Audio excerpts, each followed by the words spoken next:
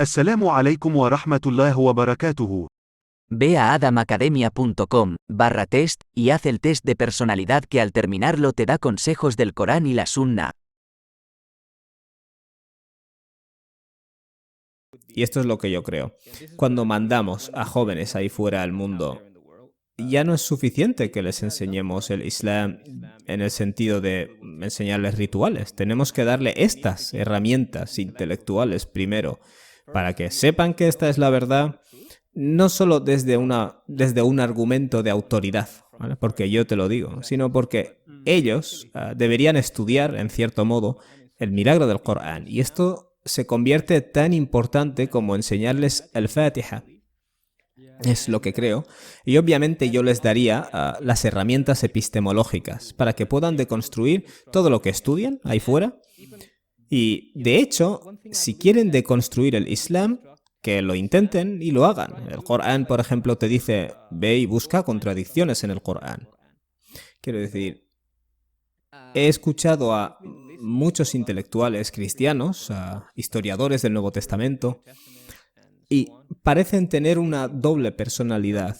Como historiador, saben que el Jesús histórico no es el que se refleja en sus escrituras, pero teológicamente creen que el Espíritu Santo guió la canonización del Nuevo Testamento, y claramente tienen dos compartimentos separados en su mente que creo que son contradictorios, y creo que los musulmanes jamás tendrían que verse en esa situación. ¿Tienes algún pensamiento sobre este tema?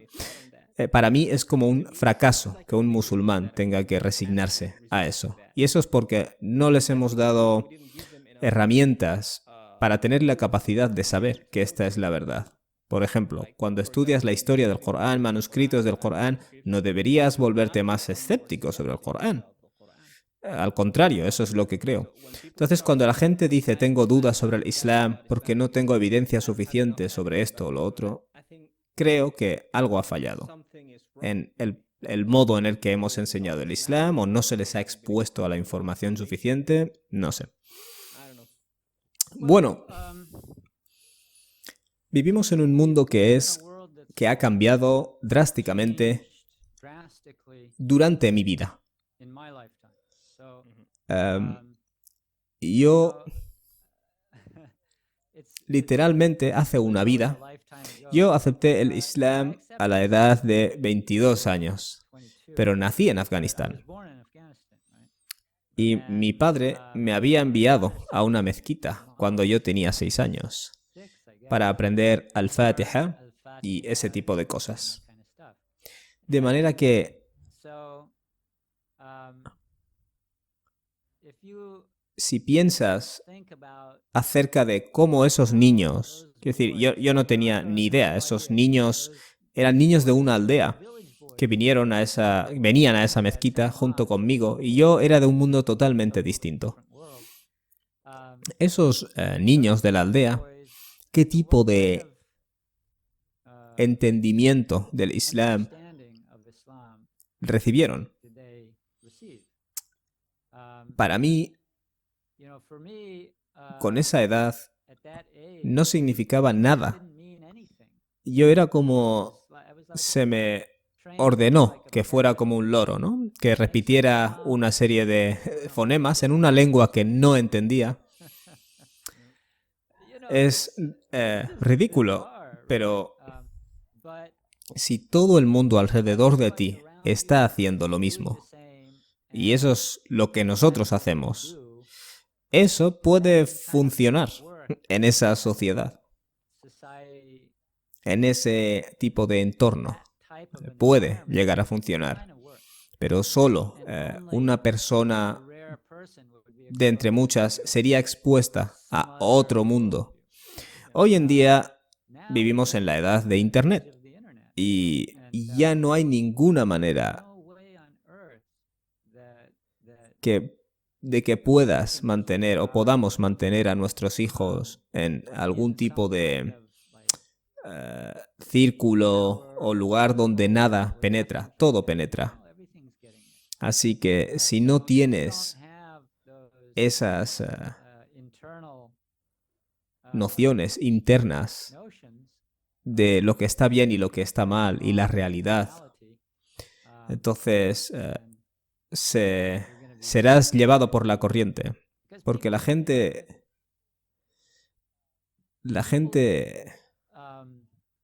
si miras a un niño, cuando ese niño tiene 2 años o 3 años y su padre está rezando, verás que el niño hace algunas acciones que se parecen a la oración. Es natural. Así que eso es una indicación para nosotros de que los seres humanos tienen el instinto de imitar a quienes les rodean. Y cuando eres muy pequeño son tus padres, pero llegarás a una etapa en la cual estás buscando, estás mirando al mundo de ahí fuera. Tus amigos, entonces, se convierten en tu criterio de lo que es guay. Cuando vas al instituto, ¿no? La prioridad es quién es guay. Y eso significa que cualquier cosa que ellos hagan, tú intentas hacerla también. Y eso lo único que hace es intensificarse con las redes sociales e internet. Entonces, si nuestros hijos no tienen ningún tipo de fortaleza, les hemos dejado en una situación débil. Y desde esa perspectiva, yo voy a meter aquí el libro de un amigo mío. Es un nuevo amigo. No diría que es un amigo íntimo.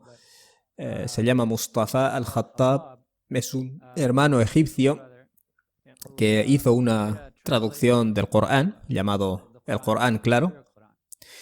Y ahora está trabajando básicamente en coger esa traducción del Corán y lo hace de una manera más simple para los niños. Es un proceso interesante. Él les daba páginas o algo del Corán a niños que han nacido o crecido en Occidente. Y les pedía que lo leyeran y circularan las palabras que no entendían. Y de esta manera iba haciéndolo cada vez más simple y más simple. Y a través de esto tiene como un tafsir para niños pequeños, donde trata Asbabun Nuzul, ¿no? Básicamente él lo llama historias de trasfondo. Básicamente las causas que causaron la revelación de un versículo. Y luego pone estas otras historias que no tienen nada que ver con el texto, pero de alguna manera hay algún tipo de vínculo entre esa historia y lo que está pasando en el sura o en ese pasaje. Y es muy, muy interactivo y presentado con colores y es muy atractivo para los niños. Y él muestra, ¿no? y mostró, comparó, digamos, su versión de un pasaje con otras traducciones del Corán destinadas a la audiencia adulta y ves cómo estos pasajes, si se los dieras a un niño, no entendería absolutamente nada. Por tanto, ponerlo al alcance de un niño, eso es un servicio muy grande. Sí, eso está muy bien. Y creo que ya está publicado, de hecho. Sí, está en el proceso de publicarlo, poco a poco. No creo que esté todo. De acuerdo. Estos son el tipo de cosas que estaría muy bien que todos los musulmanes tuvieran en su casa, porque creo que hasta cierto punto hay bastantes recursos. No es solo que no tengamos recursos, sino el hecho de hacerlos conocidos a las masas para que la gente sepa que eso existe. Y obviamente en español tenemos un problema mayor porque no tenemos tantos recursos. Pero supongo que en esta generación se tendrá que trabajar mucho. He pensado en el pasado como un posible proyecto hacer algo similar, pero con temas más avanzados, como por ejemplo para preparar a los niños, esencialmente, para el mundo en el que van a vivir, como por ejemplo cosas relacionadas con la modernidad y los cambios que ha producido en el ser humano, la filosofía de la ciencia, ateísmo, evolución, todas estas controversias, porque lo que yo temo es que cuando el niño es expuesto en el mundo externo, no les hemos primero enseñado nada sobre ello. Y eso es un error por nuestra parte. Te enseño a memorizar algo del Corán y luego cuando vas al instituto o a la escuela normal, se te expondrá cosas y empezarán a pensar estos jóvenes, mis padres no me contaron todo, me contaron una parte de la historia. Y creo que sería una idea buena coger estos temas, incluso ideología de género, cosas que ellos llegarán a chocarse con ellas y crear algún tipo de cuentos o libros para niños, no lo sé. ¿Has pensado alguna vez en eso? Yo, personalmente, eso no es algo en lo que yo me especialice. Entiendo. Mi mujer siempre me dice, o me decía, habla a los niños como niños. Les estás diciendo cosas demasiado difíciles.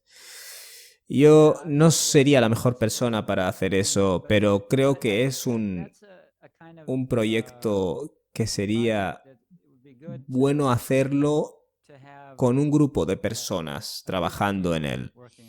De manera que pueda haber múltiples aportaciones y eso sería muy beneficioso. Si alguien trabajara en un proyecto así, yo estaría muy excitado de formar parte de ello. Pero no es la clase de cosa que yo haría por mi cuenta yo solo.